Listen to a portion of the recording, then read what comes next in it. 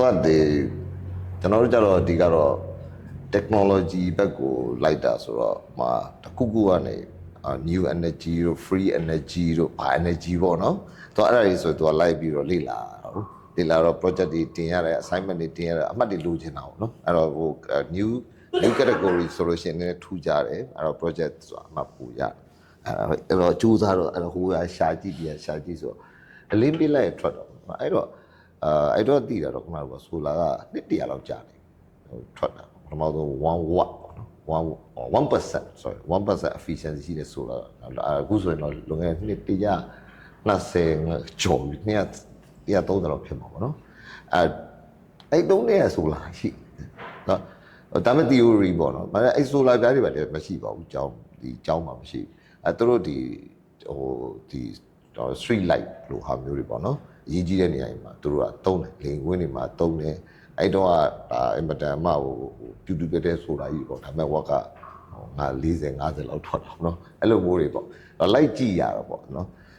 သူကအဲ့လိုမျိုးပဲကြားဘူးလားတကယ်ဒါပေမဲ့သူအသုံးဝင်မှုအရာကြတော့ဒါပေမဲ့ဘာဘယ်ဘက်ကနေပြန်ကြည့်ရလဲဆိုတော့အဲ့တော့ဆရာဆက်ပြင်ပြီးတော့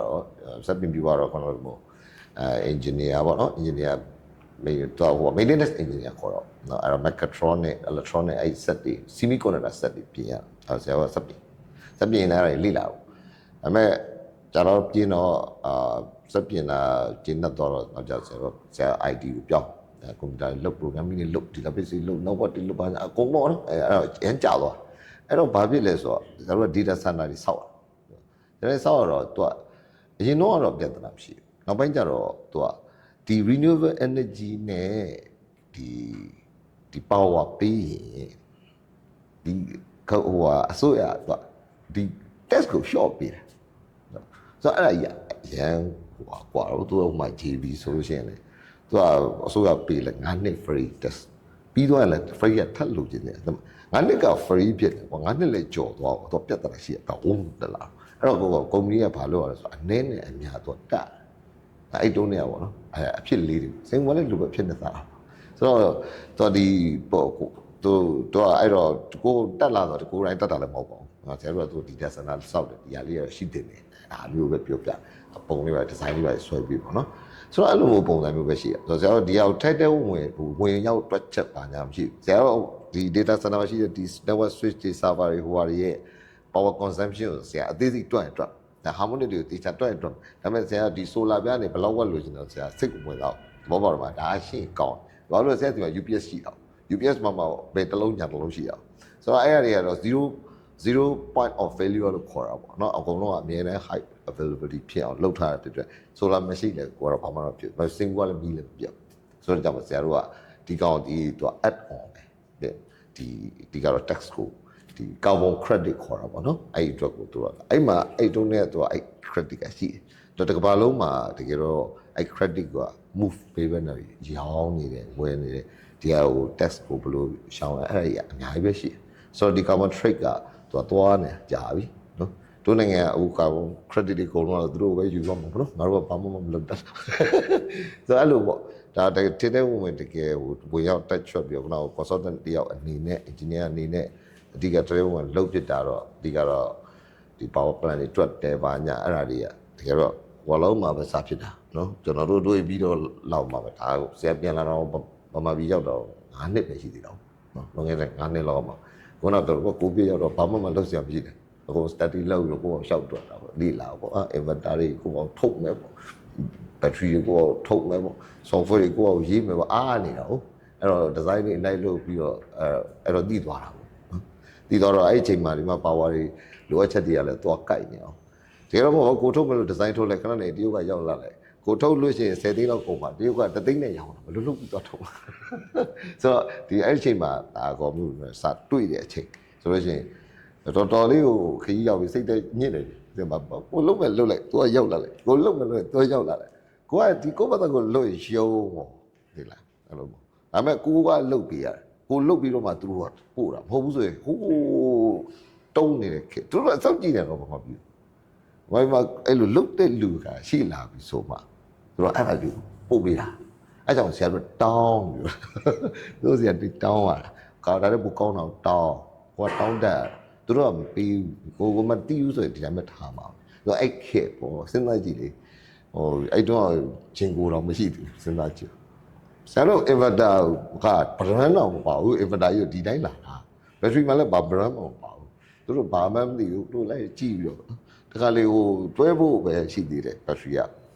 inverter ကဘာလဲ96 volt တွေပါတယ်အဲ့တော့ UPS လို့ဘာရောက်အဲ့လိုထည့်ခံရတာပေါ့နော်အမှားပြီအများကြီးပါအခုလည်းသုံးနေရတယ်ရှိပါ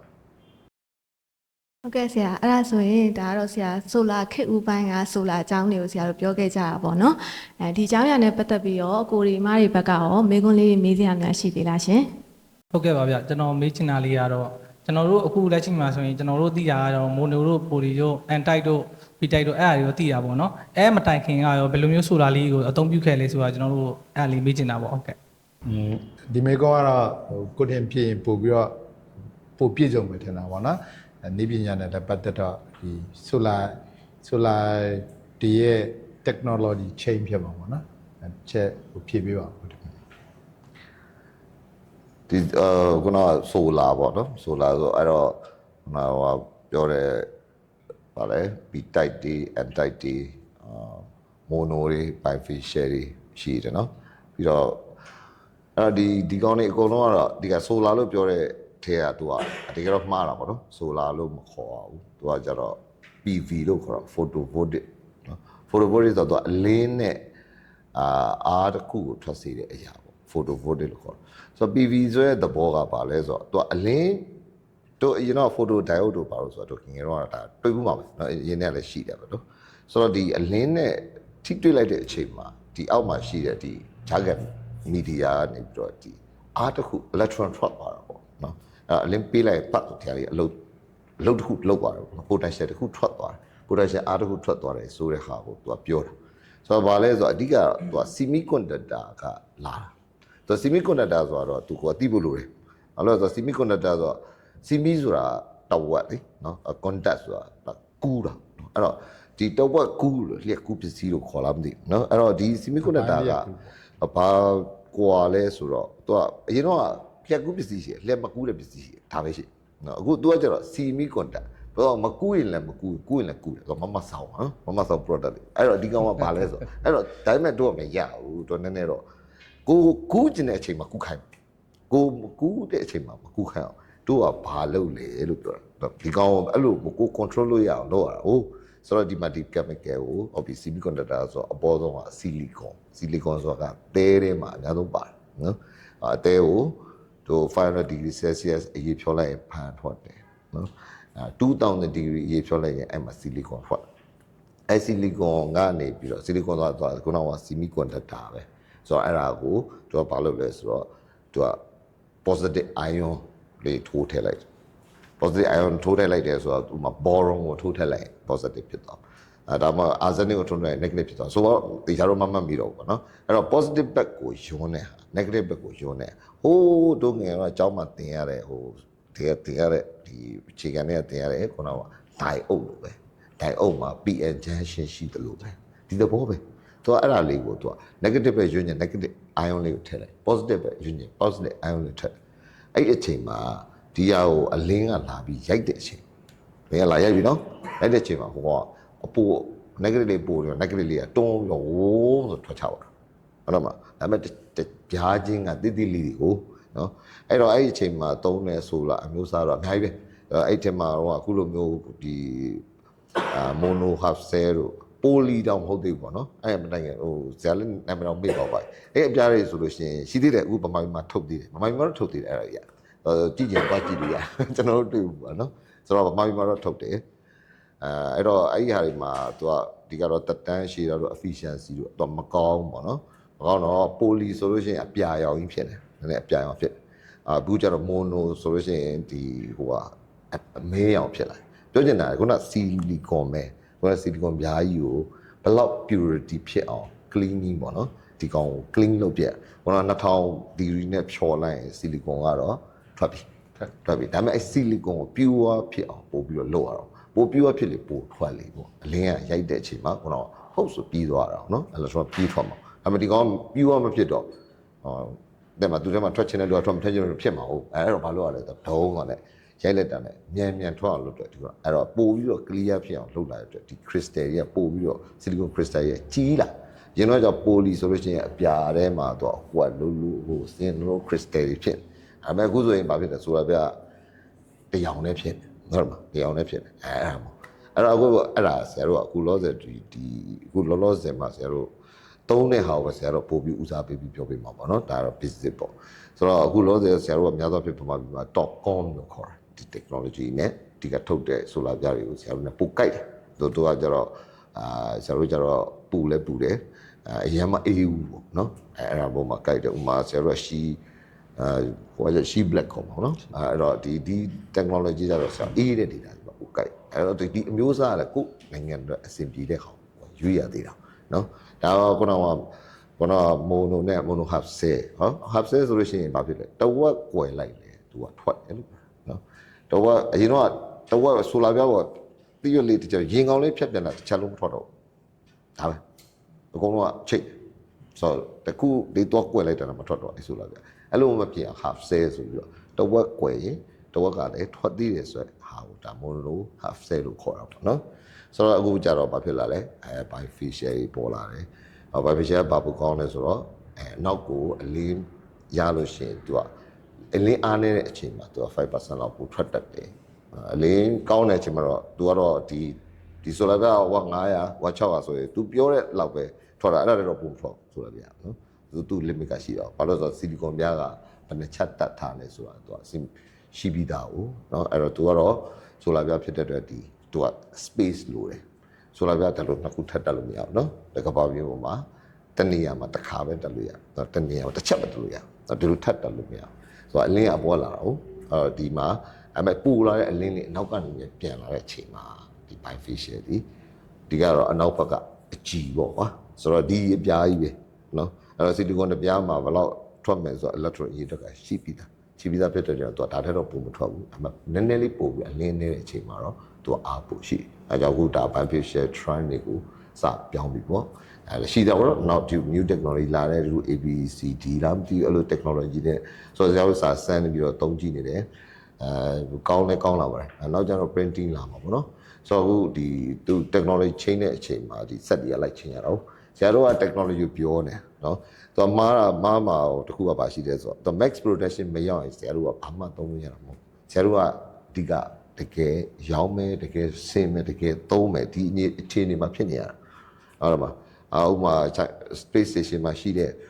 solar ပြားက efficiency 30% အထက်မှာရှိတယ်နော်ခေါက်လို့လည်းရလစ်လို့ရကြိုက်လို့လည်းခြုံလို့လည်းရတယ်နော်ဒါပေမဲ့အဲ့ဒါဒီဈေးကွက်ထဲမှာထုံနိုင်တာတုံလူတွေလည်းမတုံးနိုင်ဘူးဒီဟာဒီသူ့ရဲ့ next technology နဲ့လိုအပ်တဲ့အချိန်မှာပဲသူကဒီကောင်လုံးနိုင်တယ် R&D ပိုင်လိုက်တော့မှာအများကြီးဆိုတော့ဒါပေမဲ့ဆရာတို့လက်ထဲကိုရောက်လာဖို့လိုတယ်ပစ္စည်းကနော်အဲ့တော့ပေါ်များရောက်လို့ဗမာပြည်ဆိုနောက်ဆုံးမှသုံးရတာများတယ်နော်အခုမှဒါ supply chain တွေပါဆိုအခုတော်တော်ကြီးကိုတွက်လာပြီနော်အဲ့တော့မှအခုဒူးဆိုတာ latest technology ကိုဆရာတို့ကလက်ထဲကိုရောက်လာတယ်တနဲ့ရောက်လူတွေရဲ့လက်ထဲကိုရောက်ဆိုတော့စူးစမ်းပေးတယ်တဲ့မှာအဲ့တော့ဒီ history ကတော့ရှိခဲ့တာပေါ့နော်ဒါပေမဲ့သူတို့အဲ့ဒါတွေဖြတ်သန်းပြီးသွားပြီဆိုတော့ဆရာတို့ကတော့အဲ့ဒီမှာဟို history မှာဒီ solar ပြဒီခုနလိုမျိုး generation နဲ့ immediate မြင်အောင် changes ဖြစ်လာတာဒီနှစ်ပိုင်းနေမှာပဲသူအဓိကဖြစ်လာပေါ့နော်30လောက်တော့ရှိပေါ့ဒီကောင် evolve ဖြစ်လာတော့နော်သူက23% ဆရာတို့လက်ထဲမှာအခု23% efficiency 26ဆိုတာရှားပါတယ်เนาะအဲ့လောက် efficiency ရောက်တဲ့ solar ကလည်းဆက်သုံးလာနိုင်ပြီပေါ့เนาะဒါကတော့ကျွန်တော်တို့ဆွေးနွေးသွားတဲ့အထက်မှာ solar နဲ့ပတ်သက်ပြီးတော့ကျွန်တော်တို့ကြုံတွေ့ရတဲ့ experience history လေးတွေပေါ့ပြီးတော့ကျွန်တော်တို့ solar ဆိုတာကျွန်တော်တို့သိခဲ့တယ်ပြီး2022ဝန်းကျင်မှာကျွန်တော်တို့မြန်မာနိုင်ငံရဲ့ဒီ solar ဆိုရင်ဒါကျွန်တော်တို့ကအလွယ်ခေါ်တဲ့ solar ပေါ့ကိုတင်ပြောလို့ဆိုရင်တော့ photovoltaic PD နဲ့ PV နဲ့ပတ်သက်တော့ trans ပြောင်းလာတယ်ပြောင်းတယ်လို့ပြောလိုက်တာနဲ့ဤပညာဈေးကွက်ဒါအလုံးတပါးတည်းပြောင်း chain တစ်ခုဖြစ်သွားတာchain တစ်ခုဖြစ်သွားတဲ့အချိန်မှာကျွန်တော်တို့ခုနက home appliance တွေနဲ့ပတ်သက်တဲ့resource ဒီ electricity demand တွေလည်းမြင့်လာတယ် ပေးနိုင်တဲ့စွမ်းအားလည်းယော့လာတဲ့အချိန်မှာဒါကမြန်မာပြည်မှာဒီအပြောင်းလဲအကြီးကြီးမားမားစကြုံတာပေါ့အဲ့ဒီအချိန်မှာကျွန်တော်တို့ဒါ solar installation နဲ့ပတ်သက်တဲ့အားတွေကျွန်တော်တို့စပြီးကြုံရတယ်ခက်ခဲလည်းရှိမယ်ကျွန်တော်တို့ကြော်ဖြတ်ခဲ့တာရှိတယ်အဲ့ဒါလေးတစ်ချက်ကိုတင် sharing လုပ်ပါအောင်ကျွန်တော်တို့စပြီးတော့မှဒီ solar လောကလည်းရောက်လာတဲ့အချိန်မှာဟို installation လုပ်ခဲ့ရတဲ့ဖြတ်ကျော်ခဲ့ရတဲ့ဟိုချိန်ခဲ့ရတဲ့အတွေ့အကြုံလေးတွေပေါ့